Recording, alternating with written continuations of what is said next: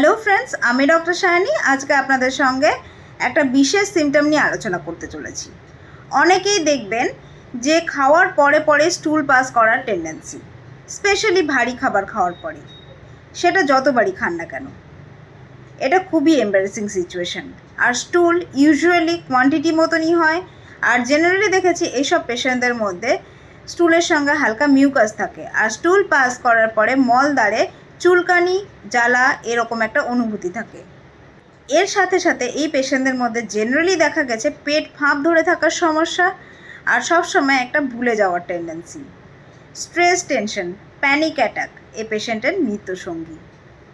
মনে রাখবেন বন্ধুগণ, এরকমটা যদি হয়ে থাকে আপনি কিন্তু আইবিএসের দিকে আগাচ্ছেন। আইবিএস মানে ইরিটেবল বাউল সিনড্রোম, যেখানে আপনার ইন্টেস্টাইনে কোনো রকম আলসারেশন বা কোনো রকম প্যাথোলজিক্যাল চেঞ্জ ধরা পড়ে না, কিন্তু আপনার এটা একটা সাইকোসোম্যাটিক ডিসঅর্ডার, মানে আপনার ব্রেনের সঙ্গে ডাইরেক্টলি এই ডিজিজটা কানেক্টেড। আপনি যতটা স্ট্রেসে থাকবেন, যত বেশি চিন্তাভাবনা করবেন, তত কিন্তু আপনার এই স্টুলের সমস্যা বাড়বে। কোথাও যাচ্ছেন তার আগেই আপনাকে স্টুল পাস করতে যেতে হবে। কোনো একটা প্রচণ্ড চাপের কাজ করতে হবে, তার আগে আপনাকে ওয়াশরুম বারবার যেতে হয়। এরকমটা যদি হয়ে থাকে তাহলে খুব সাবধান আজকেই। আর এই সিমটম যদি আপনি বেশি দিন ধরে, মানে বলতে চাইছি কয়েক মাস বা কয়েক বছর ধরে ফেলে রাখেন, তাহলে এটা আলটিমেটলি আপনার প্রপার আইবিএসের দিকে নিয়ে যেতে পারে এবং আপনার লিভার মেটাবলিজমকেও ইনভলভ করে নিতে পারে। লিভার মেটাবলিজম আরও বিগড়াতে থাকে, সিমটমস আরও বাড়তে থাকে। একটা টাইমের পরে গিয়ে দেখা যায় আপনি একবার কনস্টিপেশনের জন্য ল্যাক্সেটিভ নিচ্ছেন, ডায়রিয়ার জন্য ডায়রিয়া বন্ধ করার ওষুধ নিচ্ছেন। এরকম অল্টারনেটলি একবার কনস্টিপেশন, একবার ডায়রিয়া আপনার লেগেই আছে। এছাড়াও আপনার বদলে যায় স্লিপ প্যাটার্ন, থিঙ্কিং প্রসেস, আগের থেকে অনেক বেশি খিটখিটে হয়ে ওঠেন, কাজে আগের মতন আর ফোকাস থাকে না, আপনি স্মৃতিশক্তি ক্রমশ হারাতে থাকেন, কনফিউশন বাড়তে থাকে, মনের মধ্যে খুঁতখুঁতানি, সন্দেহ এই ব্যাপারগুলিও বাড়তে থাকে।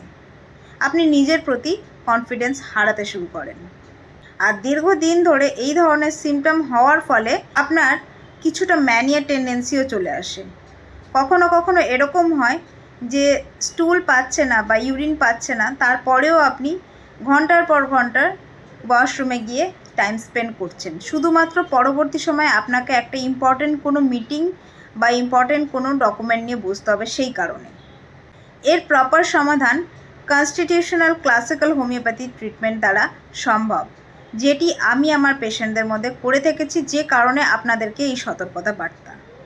যত তাড়াতাড়ি ট্রিটমেন্ট করাবেন ততই তাড়াতাড়ি আপনি কিওর হবেন। আর এই জিনিস যত কমপ্লিকেশন বাড়াবেন, যত রকম মেডিসিনাল অ্যাবিউজ করে আসবেন, তত আরও সাইড এফেক্ট হিসাবে আরও প্রবলেমস অ্যাড অন হতে থাকবে।